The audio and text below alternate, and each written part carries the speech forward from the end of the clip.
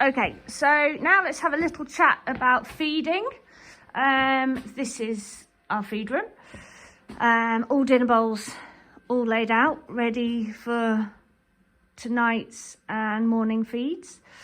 I'm very lucky to be associated and sponsored by Dodson Horrell, who I've been with for years and played a massive part of my success without doubt, and very fortunate to work with them for a long time and have the help from them, from their nutritionists and everything, and it's just always worked really well for me. Okay, so I'd like to think we feed quite simple feed really, especially this time of year. January, the horses have just come back in from their holidays and hopefully look really well. They should be nicely covered, you know, looking a little bit porky with a nice bit of covering and something to work on. And so when they first come back in, I'm not a massive feeder, keep it very simple. I have all along fed I call them high fibre nuts, but I think they're the classic fibre cubes, they're called now.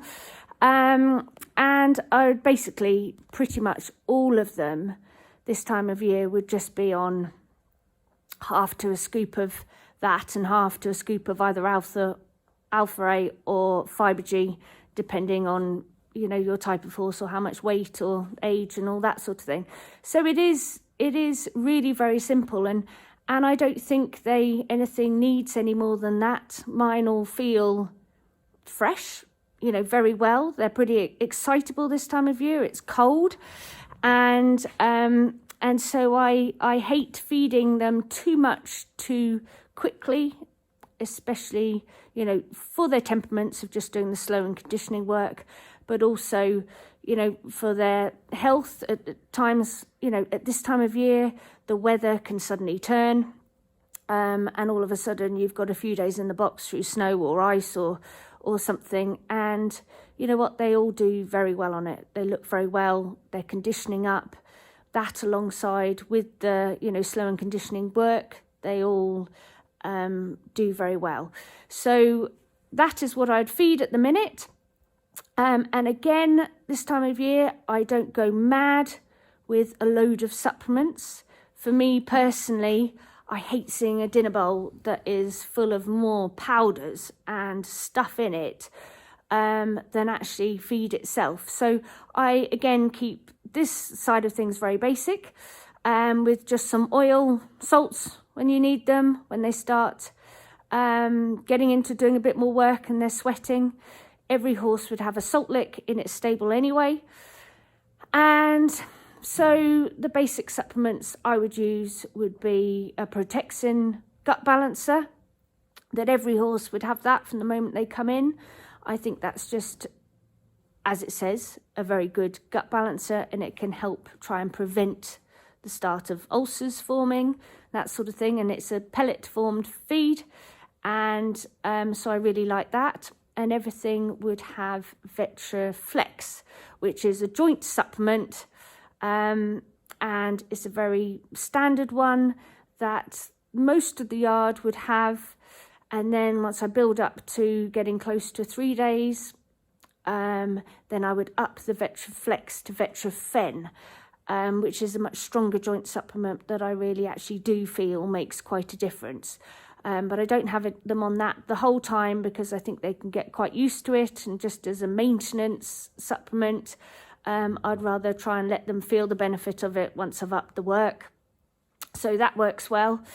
Nuprofeed is another supplement that I use, not necessarily right now this time of year, but it definitely getting closer to the season, I'd start adding that into some of the horses' feeds. I don't think of it as a calmer. I think of it as a relaxer for horses, because I've run Veneer Chimera plenty of times, you know, at Badminton and Burley on quite a lot of Nuprofeed. And it's just really meant to help relax them, a stressy horse relax, rather than actually be a doper, make them feel dopey. So that's a supplement that I use for various different horses, nervous horses, spooky horses, that sort of thing. That can really help as well. So So twice a day they would have a feed this time of year, morning and night, and but they have ad lib hay and haylage really, unless the fat ones need it controlled. And I would give them hay or haylage throughout the day, probably 4 times a day. I like them to eat off the floor as much as possible, but obviously you get the odd one that drags it all into its bed and makes a mess, and I hate wasting hay or bedding. And so yeah, I would just give those ones a hay net, but I like to give them 4 times a day so they're continuously eating, because otherwise you can give one a mountain of it first thing and it gobbles it all up too quickly. So I like them to continue grazing, especially, you know, they're not going out of the field at the minute, and I think it's healthy for a horse to continue to eat throughout the day, have something going through their systems to help also prevent ulcers as well and be healthy for them.